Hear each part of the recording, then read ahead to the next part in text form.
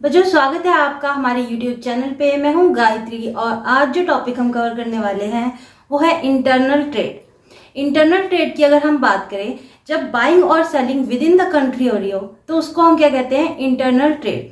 चलिए लेके चलते हैं आपको नोट्स की तरफ। Internal trade. Internal trade refers to buying and selling of goods and services within the boundary of a country. तो यहाँ पे जो गुड्स की बाइंग और सेलिंग हो रही है वो विद इन द कंट्री हो रही है, ठीक है। Now it is also known as domestic trade. तो यहाँ पे इसको डोमेस्टिक ट्रेड के नाम से भी जाना जाता है। एग्जाम्पल अगर हम देखें तो अगर ट्रेड हुआ है दिल्ली और मुंबई के बीच में, यानी एक पार्टी दिल्ली की है, एक पार्टी मुंबई की है, और यहाँ पे ट्रेड की जो ट्रांजैक्शन है वो हुई है, तो ये क्या हो गया? हमारा डोमेस्टिक ट्रेड हो गया। नाउ टाइप्स की अगर हम बात करें तो सबसे पहले है हमारे पास wholesale trade. Involves buying goods in large quantity from manufacturer and selling them to retailer.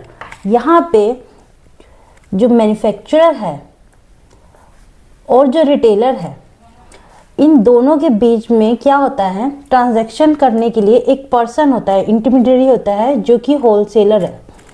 ये यहाँ से गुड्स खरीदता है और अपना प्रॉफिट ऐड करके रिटेलर को बेचता है, ठीक है। Now wholesaler act as link between manufacturer and retailer. तो यहाँ पे ये इन दोनों को क्या कर रहा है? लिंक कर रहा है एक तरीके से। नेक्स्ट है हमारे पास फंक्शन ऑफ होलसेलर। सबसे पहले बाइंग एंड असेंबलिंग। तो जो गुड्स हैं उनको क्या करता है? वो बाय करता है। किससे करता है? मैन्युफैक्चरर से। फिर उनको असेंबल करता है, देन वेयर हाउसिंग का काम करता है। कैसे करता है वेयर हाउसिंग का काम? वो अपने गुड्स को क्या करता है? स्टोर करता है, देखता है कि किस साइज की, किस क्वांटिटी की, क्वालिटी के, कैसे अलग अलग उनको रखना है प्रोडक्ट्स को। देन क्या करता है? ट्रांसपोर्टेशन का काम करता है। ट्रांसपोर्टेशन कैसे करता है? अपना सामान लोड करके रिटेलर तक पहुंचाने के लिए। Then financing retailer. अब कई बार क्या होता है, रिटेलर जो है उसके पास फाइनेंस इतना ज़्यादा नहीं है कि वो इतना सामान बल्क में खरीद सके, तो ऐसे में ये क्या कहता है कि तुम मुझसे सामान अभी ले जा, और जब तेरा ये माल बिक जाए आगे कस्टमर को, ठीक है, कस्टमर को जब ये माल तू बेच दे और तेरे पास पैसे आ जाए, तो मेरा जो प्रॉफिट का हिस्सा है वो मुझे दे देना, ठीक है। नाउ रिस्क बेयरिंग कौन कर रहा है इस केस में? सारा रिस्क होलसेलर उठा रहा है। Then market information. यहाँ पे मार्केट की जो स्ट्रॉन्ग इन्फॉर्मेशन है वो किसको रहती है? होलसेलर को रहती है, क्योंकि उसको पता है कि यहाँ पे जो कस्टमर की डिमांड है वो क्या रहेगी, और मैन्युफैक्चरर के पास सामान है या नहीं है। देन रिटेलर से भी उसकी बातचीत है। तो मेन लिंकिंग की वजह से क्या होता है? मार्केट की सारी इन्फॉर्मेशन यहाँ होलसेलर के पास रहती है। नेक्स्ट है हमारे पास रिटेल ट्रेड। अब रिटेल ट्रेड की अगर हम बात करें तो यहाँ पे इन्वॉल्व करता है selling goods directly to final consumer. वो पर्सन जो डायरेक्ट उस प्रोडक्ट को कंज्यूम करेगा, यहाँ पे जब उसको सामान बेचा जाता है तो उसको क्या कहते हैं? Retail trade. Retailer sell in small quantity. यहाँ पे जो रिटेलर है वो क्या करते हैं? स्मॉल क्वांटिटी में सेल करते हैं। जो मैन्युफैक्चरर और होलसेलर है वो लार्ज क्वांटिटी में सेल करते हैं, और जो रिटेलर है वो स्मॉल क्वांटिटी में, क्योंकि सामान किसके पास जाना है? सीधा कंज्यूमर के पास। नेक्स्ट है हमारे पास टाइप्स ऑफ रिटेल ट्रेड। सबसे पहले है इटिनेरेंट रिटेलर्स, नो फिक्स्ड शॉप। यहाँ पे इनके पास कोई फिक्स शॉप नहीं होती। जो पेडलर है, हॉकर्स है, जो फेरी लगाने वाले होते हैं वो होते हैं इसमें। मार्केट ट्रेडर्स होते हैं, स्ट्रीट ट्रेडर्स जो कपड़ा बिछा के बैठ गए और सामान बेच दिया। देन चीप जैकर्स, ठीक है। कई बार देखा होगा आपने, अंडे लेके घूमते हैं ऐसे ही छोटी छोटी उसमें बास्केट में, और वो बेच देते हैं, और फिर वो अंडे खराब निकलते हैं, और क्या होता है कि आप उसको दोबारा ढूंढ भी नहीं पाते। तो कहीं ना कहीं इसका एक डिसएडवांटेज भी होता है, ठीक, कंज्यूमर के लिए या कस्टमर के लिए, क्योंकि उसकी फिक्स्ड शॉप तो है नहीं। देन है हमारे पास फिक्स्ड शॉप रिटेलर। सबसे पहले है स्मॉल स्केल। यहाँ पे आपके जनरल स्टोर आ गए, स्ट्रीट साइड शॉप आ गई। देन है हमारे पास large scale. Large scale retailers कौन है? Departmental store, chain stores. यहाँ पे इनकी मल्टीपल शॉप्स हो सकती हैं, ठीक है। नाउ नेक्स्ट है हमारे पास services of retailer to consumer.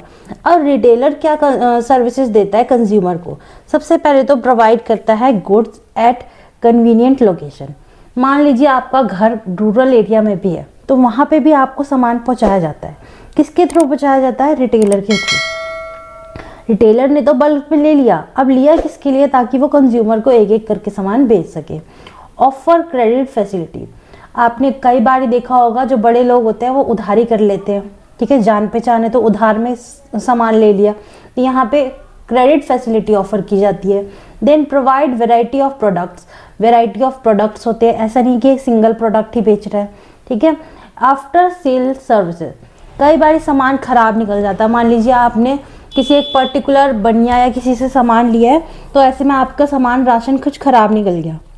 अब खराब निकल गया, आप दोबारा उसके पास जाते हैं, इसमें खराबी है, और उसको पता है कि आप तो इसके कस्टमर बने हुए हैं, तो वो क्या करता है, उस सामान को एक्सचेंज भी कर देता है, ठीक है। नेक्स्ट है हमारे पास services of retailer to wholesaler and manufacturer, helps in distribution. तो ये जो रिटेलर है वो होलसेलर और मैन्युफैक्चरर को क्या क्या सर्विस प्रोवाइड करता है? डिस्ट्रीब्यूशन में हेल्प करता है, कलेक्ट मार्केट इंफॉर्मेशन, मार्केट में कस्टमर की क्या डिमांड है, किस प्रोडक्ट की सबसे ज़्यादा सेल हो रही है, वो कौन बताएगा? होलसेलर और मैन्युफैक्चरर को रिटेलर बताएगा। प्रमोट्स गुड्स, कई बार नवा सामान आता है तो वो उसको रिटेलर क्या करता है? प्रमोट करता है कि आप ये ट्राई करके देखो एक बारी, बहुत अच्छा है, बहुत बढ़िया है। तो कंज्यूमर जो है वो, कस्टमर जो है उसका बना हुआ है, तो वो उसकी बात पे विश्वास करता है और एक बारी ट्राई करता है, उसको पसंद आ गया, तो यहाँ पे आपका प्रोडक्ट प्रमोट हो गया एक तरीके से। देन है documents used in internal trade, सबसे पहले है invoice, bill issued by seller, जो भी सेलर है वो क्या करता है? एक बिल इशू करता है, उसको क्या कहते हैं? इनवॉइस कहते हैं।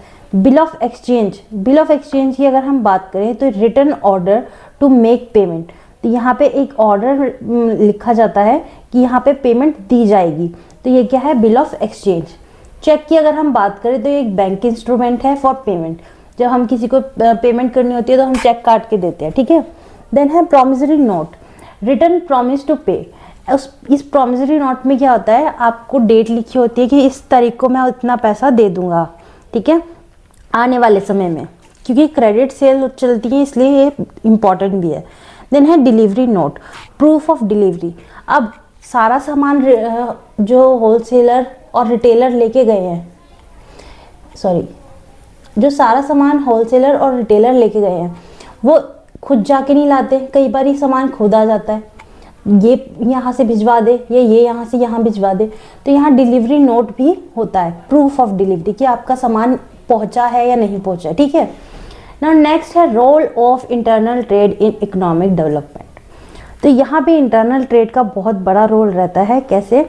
एक तो ये इंडस्ट्रियल ग्रोथ को प्रमोट करता है, देन एम्प्लॉयमेंट जनरेशन है, फिर अवेलेबिलिटी ऑफ गुड्स इंश्योर की जाती है, जैसे ही सामान रिटेलर के पास ख़त्म हुआ उसने होलसेलर को बोला, होलसेलर ने क्या करा? मैन्युफैक्चरर को ऑर्डर कर दिया, तो मैन्युफैक्चरर ने वो सामान बना के और भिजवा दिया, तो यहाँ पे गुड्स की अवेलेबिलिटी रहे ये इंश्योर होती है।